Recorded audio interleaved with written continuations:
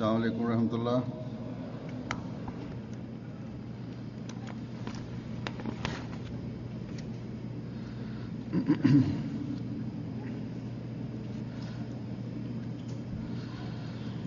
أشهد أن لا إله إلا الله وحده لا شريك له وأشهد أن محمدا عبده ورسوله أما بعد فأعوذ بالله من الشيطان الرجيم بسم الله الرحمن الرحيم الحمد لله رب العالمين الرحمن الرحيم مالك يوم الدين إياك نعبد وإياك نستعين اهدنا الصراط المستقيم صراط الذين أنعمت عليهم غير المغضوب عليهم ولا الضالين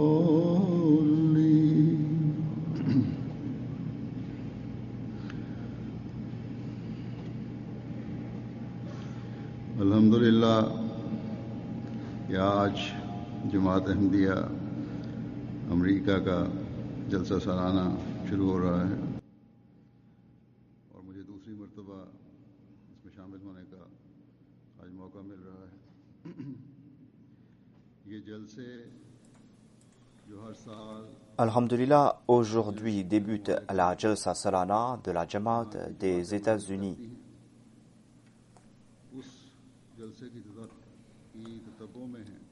Et c'est la deuxième fois que je participe dans cette Jalsa Salana.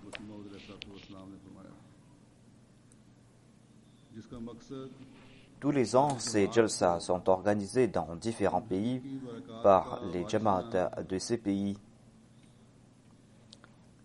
Et cette Jalsa est à l'image de la Jalsa qui a été lancée pour la première fois par le Messie promis alayhi salam. Le but de ces Jalsa est de faire en sorte que les membres de la Jamaat puissent être les héritiers de ces bénédictions véritables. Des bénédictions qui vont embellir la vie des membres de la Jamaat ici-bas et dans l'au-delà. Des bénédictions qui devaient faire partie intégrante de leur vie, afin qu'ils soient toujours héritiers de ces faveurs. Et on pourra acquérir ces bénédictions en acquérant la vraie taqwa.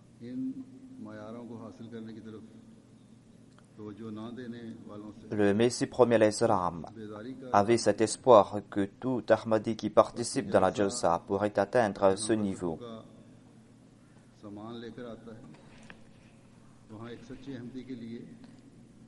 Et il a exprimé son grand mécontentement à l'égard de ces personnes qui n'essayent pas d'atteindre ces niveaux.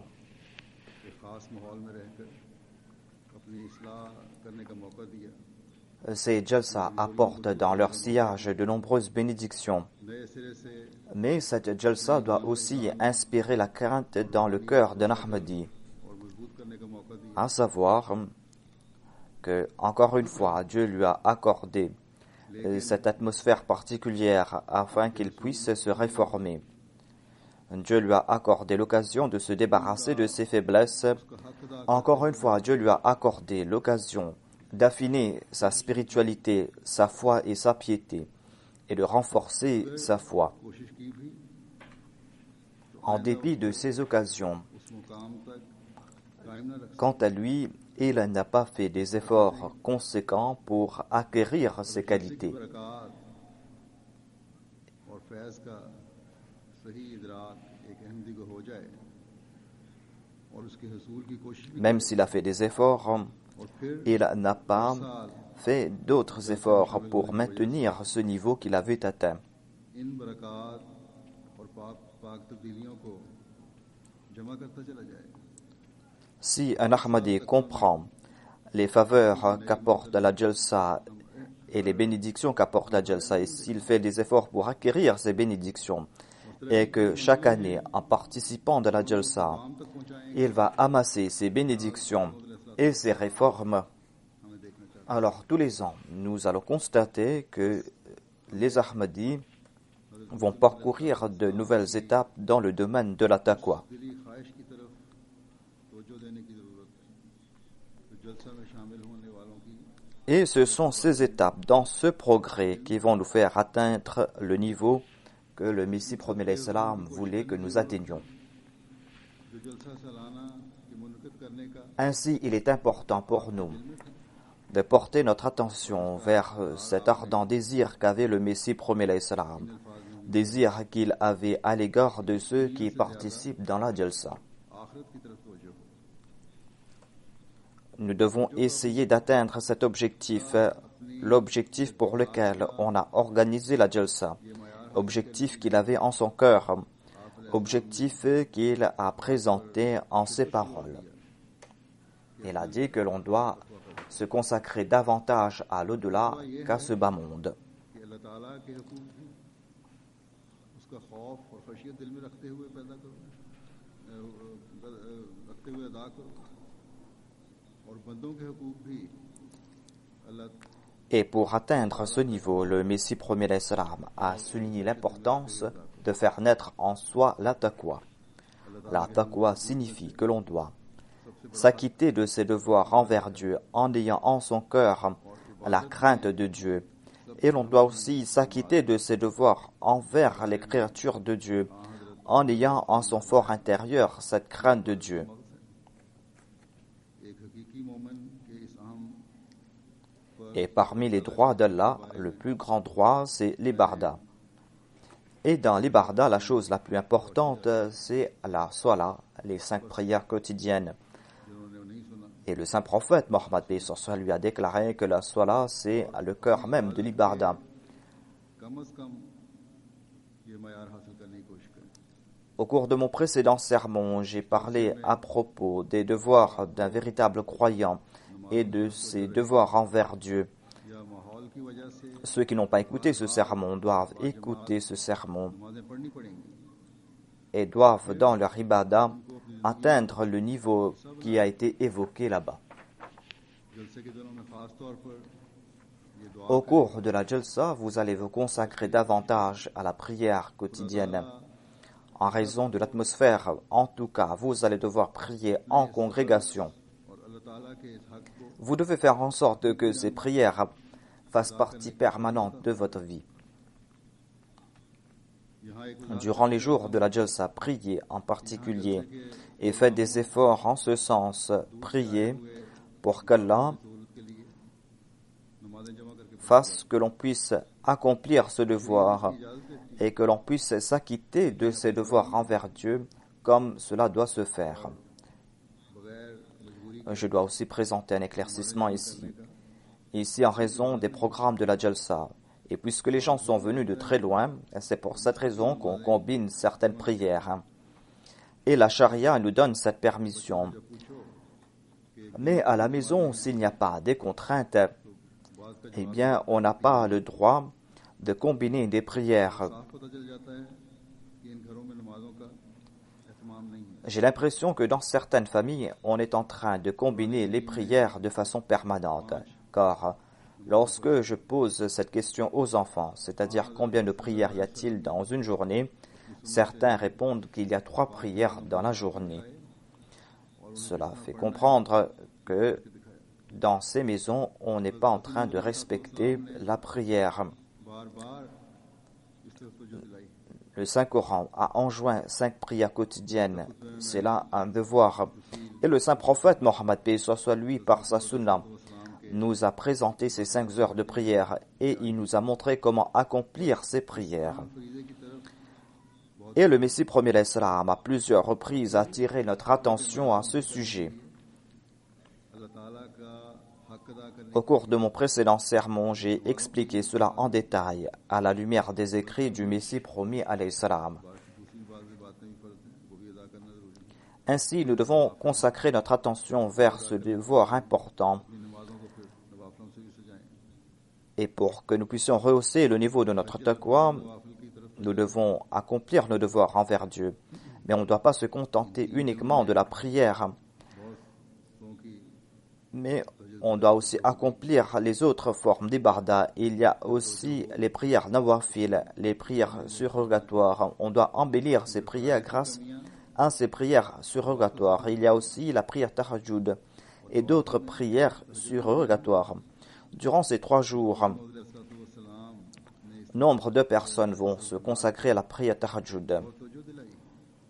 Lorsque vous allez consacrer votre attention à ce sujet, vous devez faire en sorte que ces prières fassent partie de votre vie, car on va combler les lacunes des prières obligatoires par les prières surrogatoires. Et parmi ces dernières, la prière tahajjud est très importante. Le Messie premier alayhi salam a attiré l'attention de sa jamaat à ce sujet. Le Messie premier alayhi salam déclare: notre jamaat doit observer la prière tahajjud. Quiconque ne peut en observer davantage doit faire au minimum 2 rak'at, car il aura l'occasion de faire quelques supplications. Les supplications faites à cette heure ont un cachet très spécial, car elles sont offertes avec une douleur et un zèle véritable.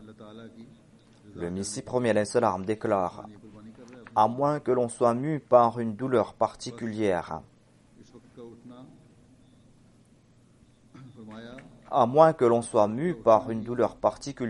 et une angoisse sincère, comment peut-on se réveiller de son sommeil confortable? Se réveiller à cette heure signifie que l'on veut avoir le plaisir de Dieu et que l'on est en train de sacrifier son sommeil.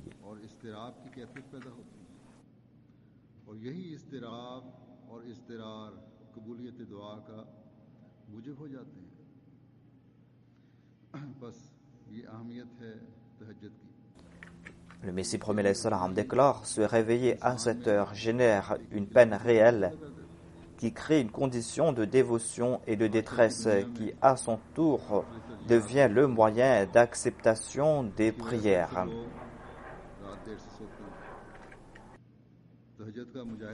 Voilà donc l'importance de la prière tahajjud. C'est-à-dire que quand on va se réveiller pour cette prière, cela va créer un grand changement en cette personne. En ce monde, aujourd'hui, les gens ont différentes priorités. Et c'est pour cette raison que les gens se couchent très tard. Se réveiller pour la prière de tahajjud en ces situations sera un moyen pour progresser dans la taqwa et sera un moyen pour apporter en soi de grands changements. Lorsque le croyant va accomplir ses devoirs, il va se rapprocher de Dieu et ce sera aussi pour lui une arme très efficace pour atteindre ses objectifs. Après ses devoirs envers Dieu, le véritable croyant a d'autres devoirs, à savoir ses devoirs envers ses frères.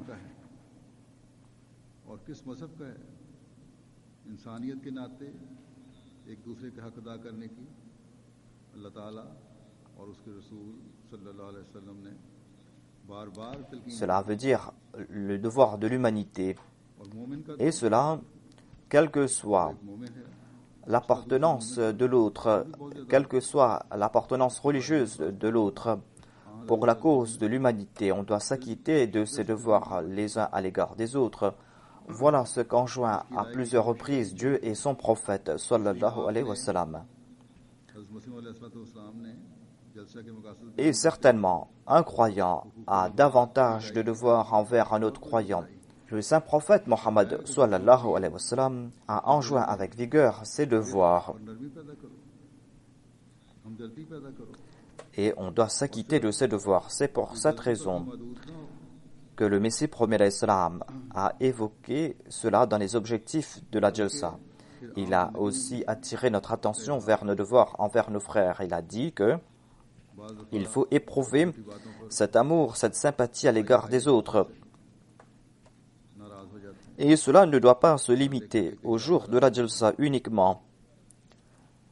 Mais on doit aussi éprouver cette sympathie quotidiennement. Des fois, pour des broutilles, des frères sont mécontents les uns à l'égard des autres. Et j'ai constaté que ce mécontentement dure plusieurs années. Et ces mécontentements sont transférés dans d'autres cercles familiales.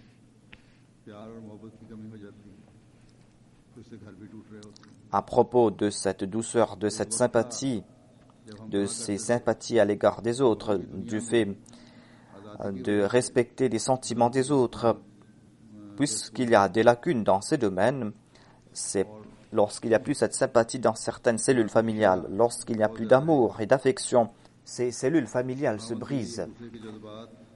Il fut un temps, lorsque nous disions à propos de l'Occident, que puisqu'il y a la liberté ici, il n'y a plus de paix dans les cellules familiales. Et c'est pour cette raison que le taux de divorce a augmenté ici.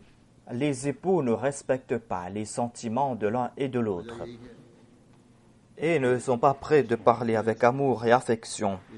Voilà ce qui se passe après un seuil. Au début, il y a de l'amour, mais en fin de compte, cela se transforme en animosité. La raison en est qu'en raison de l'environnement qui règne ici, on n'a plus confiance en l'autre et la confiance disparaît. Et cela se termine en une cassure.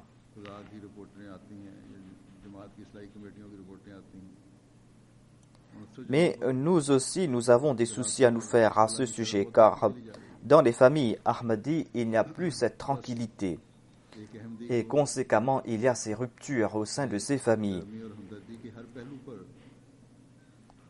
Je reçois des rapports de CADA, je reçois aussi des rapports des comités de réforme. Dans la plupart des cas, le taux de divorce et de khula est en train d'augmenter. Ainsi, il est important pour un Ahmadi de faire preuve de sympathie et de douceur dans tous les domaines. Il doit faire des efforts en ce sens. Il doit élargir son cercle. Et c'est là que nous serons de véritables Ahmadis. Ainsi, au cours de cette Jalsa, vous devez consacrer votre attention à ce sujet et vous devez essayer d'atteindre les plus hauts niveaux dans ces domaines. Ensuite, vous devez faire la promesse de vous maintenir à ce niveau. On doit aussi se souvenir de ce fait que nous avons prêté allégeance aux mains du Messie premier l'Islam en disant que nous allons faire preuve d'une obéissance indéfectible. Nous allons apporter en nous des changements purs et nous allons faire de notre mieux pour nous maintenir sur les voies de la taqwa. Et pour cela, nous avons renouvelé notre engagement. On doit toujours avoir cela en tête. Sinon, nous n'allons pas respecter le serment d'allégeance et nous n'allons pas non plus profiter des bénédictions de la Jalsa.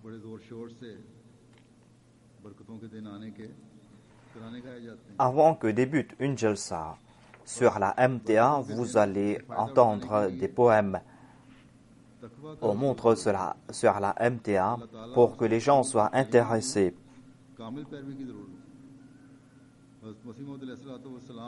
On dit que ce sont des jours de bénédiction qui sont en train de se rapprocher. Pour profiter de ces jours bénis, il est important d'acquérir la taqwa. Il est important de suivre à la lettre les enseignements de Dieu et de son prophète, sallallahu alayhi wa sallam. Il est important aussi de respecter le serment d'allégeance avec le Messie premier l'Islam. Sinon, certes, ces jours seront bénis, mais nous n'allons pas profiter de ces bénédictions. Le Messie premier l'Islam a déclaré que cette Jalsa n'est pas une foire mondaine. Ce n'est pas une foire que vous visitez, une foire qui vous apporte des avantages matériels et que vous partez avec ces avantages. Faites des efforts pour profiter de ces véritables bénédictions. Et que désire le Messie premier l'Islam à ce sujet? Je vais vous présenter quelques points à ce sujet.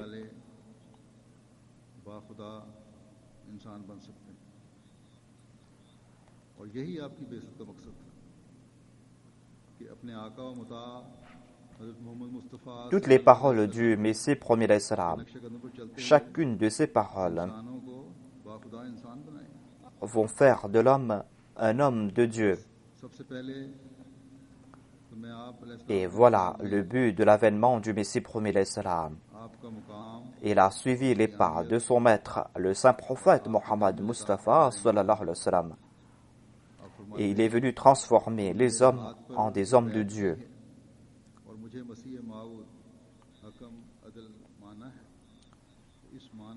Tout d'abord, je vais vous présenter, dans les paroles du Messie premier l'Islam, le statut qu'il avait, l'importance de son statut et le fait que l'on doit faire preuve d'une obéissance indéfectible envers lui. Il déclare: vous m'avez prêté allégeance et vous m'avez accepté comme le Messie, comme ce juge qui est juste. Après m'avoir accepté, si une de mes actions ou de mes paroles crée un certain ressentiment, une tristesse dans vos cœurs, eh bien, vous devez vous soucier de votre foi. Cette foi qui est minée de doute et d'appréhension, eh bien, cette foi ne va pas apporter des fruits.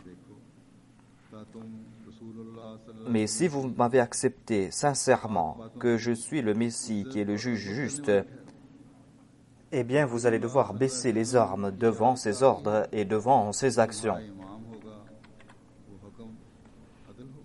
Et vous allez devoir honorer ses décisions afin que vous puissiez honorer les paroles du saint prophète Mohammed sallallahu alayhi wa sallam.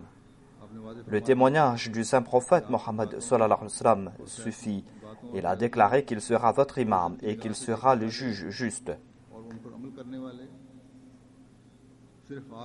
Et nous allons pouvoir honorer les décisions prises par le Messie premier l'Islam lorsque nous allons faire preuve d'une obéissance indéfectible à son égard, lorsque nous allons suivre tous ses préceptes. Il a déclaré que si on honore ces décisions et si on traduit cela de la pratique, non seulement que nous allons honorer ses paroles à lui, c'est-à-dire celles du Messie premier l'Islam, mais nous allons aussi honorer les paroles du saint prophète Mohammed Mustafa sallallahu alayhi wa sallam. Nous sommes chanceux car nous avons accepté cet imam qui nous a expliqué toutes ces choses clairement.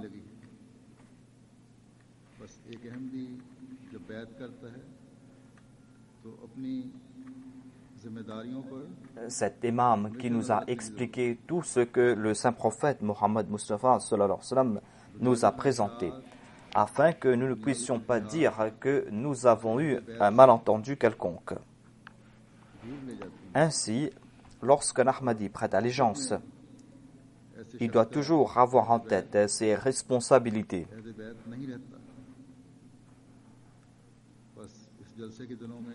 Les désirs de ce bas monde et les priorités de ce bas monde détournent un Ahmadi de son serment d'allégeance. Et dans la réalité, une telle personne ne pourra pas respecter le serment d'allégeance.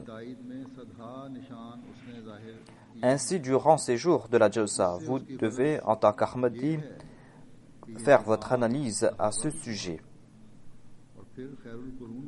Le Messie premier l'Islam a prodigué des conseils à sa Jamaat en disant que Dieu a établi cette communauté et Dieu a montré des centaines de signes en sa faveur.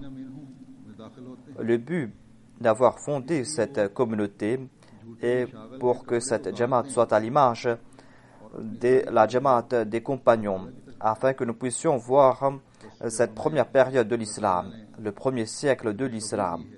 Toutes ces personnes qui vont entrer dans cette communauté seront parmi les akharina minhum.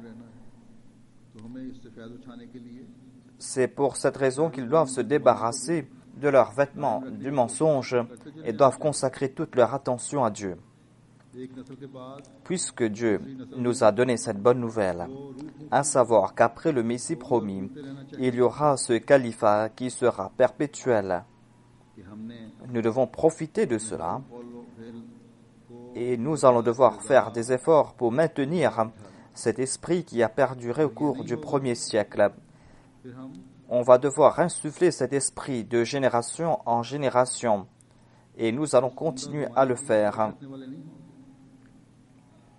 Nous allons devoir accomplir chacune de nos paroles, chacune de nos actions pour avoir le plaisir de Dieu. S'il n'en est pas ainsi, eh bien,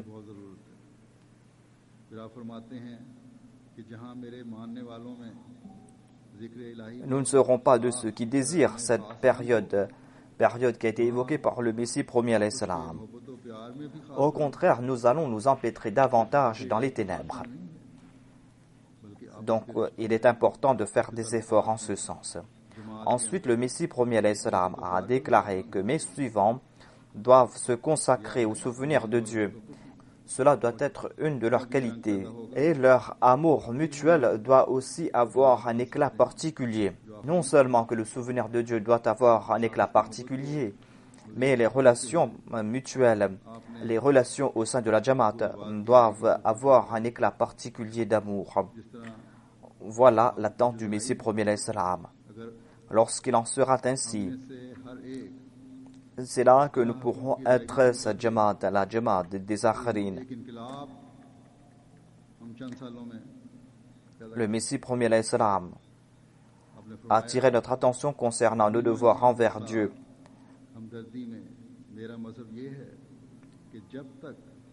Si chacun d'entre nous commence à suivre ses préceptes et à nous acquitter de nos devoirs, eh bien, en quelques années, nous allons voir une grande révolution. Le Messie premier alayhi salam déclare que ma religion concernant la sympathie à l'égard des autres est que tant qu'on ne prie pas pour son ennemi, le cœur ne sera pas pur. Ainsi, nous devons nous demander combien d'entre nous est en train d'élargir le cercle de ses prières.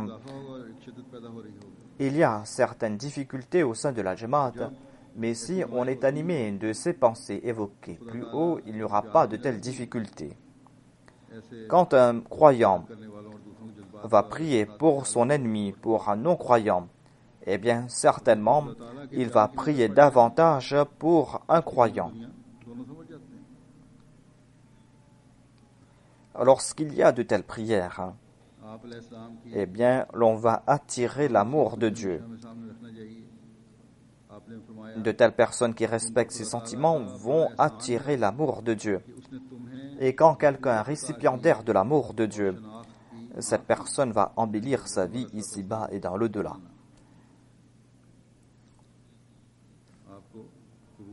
Nous devons toujours avoir en tête ce précepte important du Messie premier alayhi salam. Il a déclaré que Dieu vous a accordé une grande faveur. Il vous a accordé cette force et il vous a accordé cette vision. Cette force et cette vision pour accepter le Messie premier alayhi salam. Il nous a accordé cette force et cette vision pour pouvoir l'accepter. Si Dieu ne vous avait pas accordé cette grâce, dit le Messie premier alayhi salam, eh bien vous m'aurez insulté tout comme les autres m'insultent. Les autres insultent le Messie premier alayhi salam et nous aussi nous serions parmi eux si Dieu ne nous avait pas accordé sa grâce spéciale. Le Messie premier alayhi salam a déclaré que la chose qui vous a attiré est la grâce de Dieu. Il a déclaré que ne croyez pas que vous êtes musulmans et que cela suffit. L'islam est une grande faveur et vous devez avoir de la considération pour cette faveur et soyez reconnaissants. Être musulman de nom ou être Ahmadi de nom ne sert à rien. Dieu nous a accordé sa grâce en nous offrant l'occasion d'accepter l'islam et l'Ahmadiyya. Et on doit avoir de l'estime pour cette faveur. Comment prouver son estime? Il a déclaré que Il y a une philosophie en sein de l'islam et cela ne pourra pas être exprimé par la langue. L'islam signifie se mettre entièrement sous l'autorité de Dieu. L'islam signifie que l'on doit se soumettre à tous les commandements de Dieu. Et le résumé de tout cela est cette obéissance parfaite envers Dieu. Les musulmans sont ceux qui se consacrent entièrement à Dieu et qui se présentent entièrement à Dieu. Lorsque le croyant atteint ce niveau, eh bien c'est là que ce verset du Saint-Coran va s'appliquer à lui. Dans ce verset du Saint-Coran, Allah déclare « Bala man aslama wajhahu lillahi wa huwa muhsinun falahu ajruhu 'inda rabbih wa la khawfun 'alayhim wa la hum yahzanun » Sûrement pas, en fait, quiconque se soumet complètement à Allah et dont la conduite est excellente aura sa récompense auprès de son Seigneur. Et ils n'auront aucune crainte et ne seront pas affligés.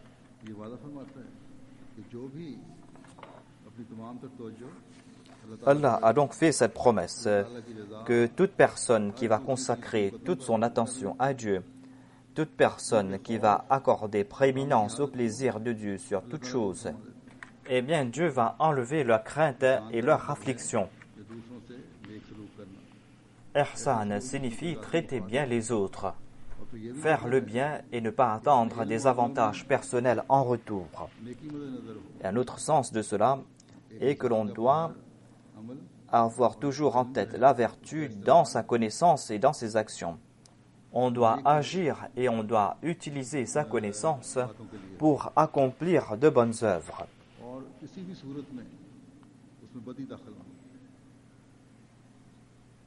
Et en aucune situation, il ne doit pas y avoir un soupçon de mal qui accompagne ces actions et cette connaissance. C'est en ayant atteint ce niveau que l'on pourra dire que l'on s'est consacré entièrement à Dieu. Voilà le niveau que tout Ahmadi doit atteindre. Le Messie premier l'Islam a déclaré que c'est cela qui va faire de nous de véritables musulmans. Ainsi, nous allons devoir comprendre qu'après avoir prêté allégeance au maître du Messie premier l'Islam, cela ne suffit pas. Il ne suffit pas de dire que nous sommes Ahmadis. Au contraire, nous allons devoir faire des efforts pour progresser davantage. À propos de ceux qui lui ont prêté allégeance et de la chance qu'ils ont eue, le Messie premier l'Islam déclare que Dieu a préparé cela pour les bienheureux, c'est-à-dire pour ceux qui sont entrés de l'Ahmadiyya. Bénis soient ceux qui en profitent. Vous qui avez établi cette relation avec moi, ne soyez point orgueilleux que vous avez acquis ce que vous devez acquérir. Certes, vous êtes chanceux comparé à ceux qui m'ont rejeté. Vous avez plus de chance que ceux qui m'ont rejeté. Ceux qui ont fait preuve d'une grande véhémence dans leur rejet et dans leurs insultes, ceux qui ont attiré la colère de Dieu. Et il est aussi vrai que vous avez eu de bonnes pensées et vous vous êtes protégé de la colère de Dieu. Mais la vérité est que vous vous êtes rapproché de cette source qui accorde la vie éternelle, source que Dieu a fait naître. Maintenant, vous devez boire de cette eau. Maintenant, demandez la grâce de Dieu afin qu'il vous accorde l'occasion de vous étancher la soif, car sans l'ordre de Dieu, rien ne pourra se faire. Si Dieu ne le désire pas, vous ne pourrez pas boire de cette eau et vous n'allez pas profiter de l'Ahmadiyya. Le Messie premier l'Islam déclare que je sais que celui qui va boire de cette source ne sera point détruit, car cette source accorde la vie. Et cette source protège de la destruction, cette source protège des attaques de Satan. Comment étancher sa soif à cette source? Pour le faire, vous devez accomplir ces deux devoirs que Dieu vous a imposés. Vous devez faire de votre mieux. Il y a vos devoirs envers Dieu, il y a vos devoirs envers les créatures de Dieu. Voilà donc cet état que nous allons devoir créer en nous. Voilà ce que nous allons devoir faire.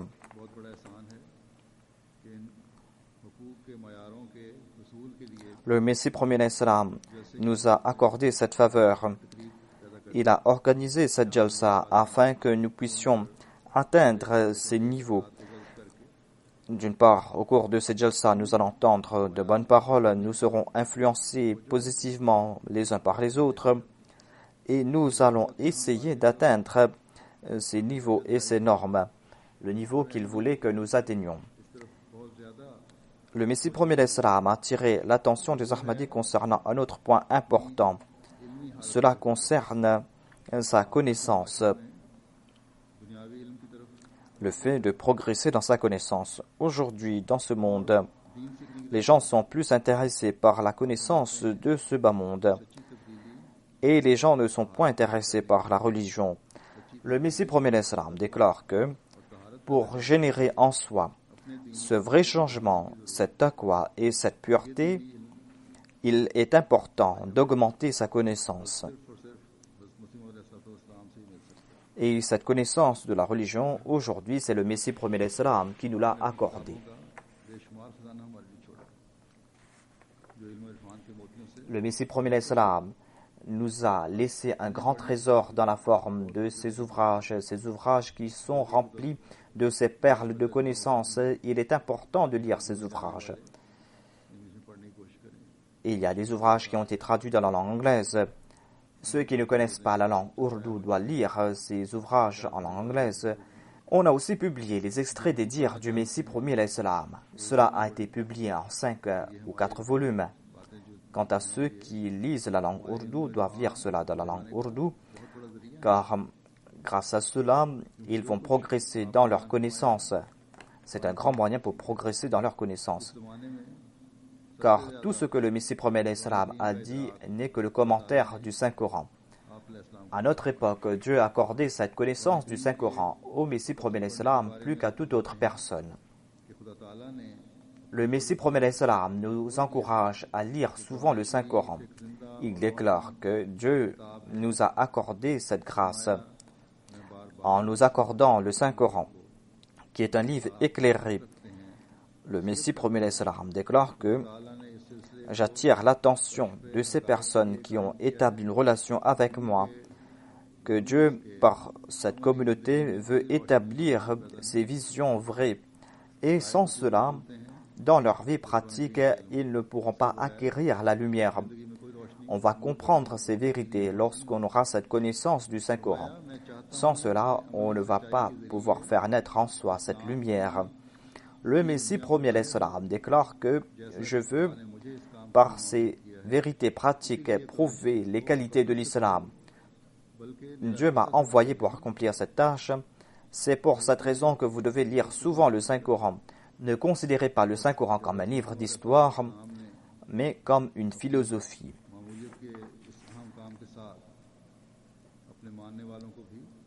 Le Messie premier d'Islam nous a fait comprendre le but de son avènement et attirer l'attention de ses suivants à ce sujet. Il incombe à nous aussi de comprendre le Saint-Coran, de lire le Saint-Coran et de faire comprendre aux autres les beautés du Saint-Coran. Il faut transmettre aux autres ces beautés du Saint-Coran. L'arme le plus efficace pour faire le tablir, c'est le Saint-Coran. Et ni les jeunes, ni les autres ne doivent être victimes de complexes d'infériorité. On ne doit pas croire que puisque on est en train de critiquer le Saint-Coran, eh bien, nous n'allons pas pouvoir utiliser le Saint-Coran. C'est grâce à cette arme que nous allons conquérir les cœurs. Ainsi, nous allons devoir apprendre à lire le Saint-Coran. Nous allons devoir transmettre le Saint-Coran. Nous allons devoir comprendre le Saint-Coran et par son entremise, nous allons devoir clouer le bec de ses pourfendeurs. Voilà nos responsabilités aujourd'hui. Ici, tous les jours, on est en train d'insulter le Saint-Coran et le Saint-Prophète Mohammed sallallahu alayhi wa sallam. Aujourd'hui, c'est notre responsabilité de répondre à cela. Cette tâche n'incombe pas à quelques personnes. L'on ne doit pas croire que cela va se faire par la Khuddam al-Ahmadiyya ou par la Majlis Sultan al-Kalam et que cela suffit. Tout Ahmadi, grand, petit, homme et femme, doit consacrer son attention à ce sujet afin que chacun d'entre nous puissions transmettre le message véritable de l'islam aux autres. Le Messie premier alayhi salam déclare que, en acceptant cette communauté, vous devez vous démarquer des autres. Vous devez avoir une nouvelle vie.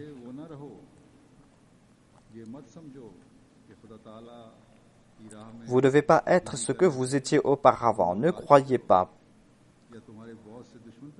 que si vous allez apporter des changements dans votre vie, vous serez en difficulté ou que vous allez vous créer des ennemis. Ceux qui se cramponnent au giron de Dieu ne seront point dans le dénuement. Jamais ces personnes seront en difficulté. Quand Dieu devient l'ami de quelqu'un, même si le monde entier devient ses ennemis, eh bien, cette personne ne se soucie de rien. Si le croyant est en difficulté, certainement il ne va pas souffrir. S'il passe par ces difficultés pour la cause de Dieu, il ne ressent pas cette souffrance. Au contraire, ce sont pour lui des jours de félicité. Les anges de Dieu vont le prendre dans leur giron comme une mère. Ces personnes vont établir cette relation avec Dieu. En raison de cette relation, Dieu va ordonner aux anges de prendre dans leur giron de telles personnes. Voilà donc ces quelques points que j'ai tirés des conseils prodigués par le Messie premier alayhi salam, conseils qu'il a prodigués aux membres de sa communauté. Voilà les conseils qu'il nous a donnés et nous devons traduire cela dans la pratique. Nous devons apporter ce changement dans notre vie afin que nous puissions avoir le plaisir de Dieu. Tout comme je l'ai déclaré, cette jalsa doit apporter des changements dans nos actions, dans notre spiritualité, dans nos connaissances et dans notre foi. Voilà la raison pour laquelle on organise la jalsa. Durant ces jours de la jalsa, profitez de l'atmosphère de la jalsa, profitez de ces discours. Faites des efforts en ce sens et chacun d'entre nous doit faire son introspection. Avons-nous atteint le niveau que le Messie premier alayhi salam désirait que nous atteignions?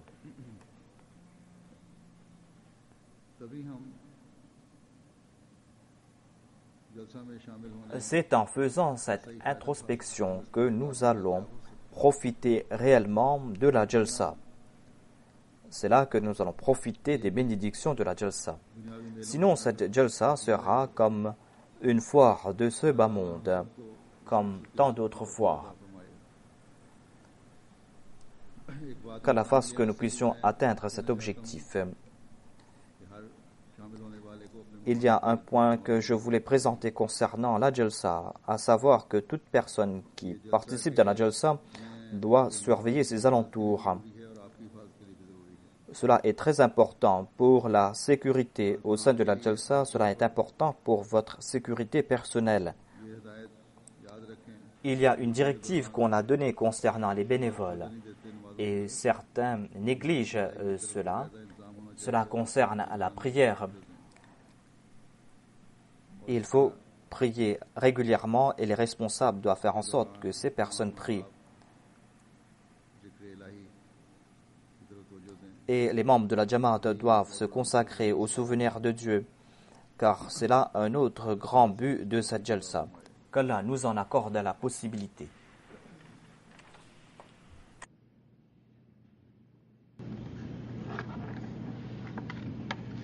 Alhamdulillah, nahmaduhu wa nasta'inuhu wa nastaghfiruhu. ونؤمن به ونتوكل عليه ونعوذ بالله من شرور أنفسنا ومن سيئات أعمالنا من يهده الله فلا مضل له ومن يضلل فلا هادي له ونشهد أن لا إله إلا الله ونشهد أن محمدا عبده ورسوله عباد الله رحمكم الله إن الله يأمر بالعدل والإحسان وإيتاء ذي القربى وينهى عن الفحشاء والمنكر والبغي يعظكم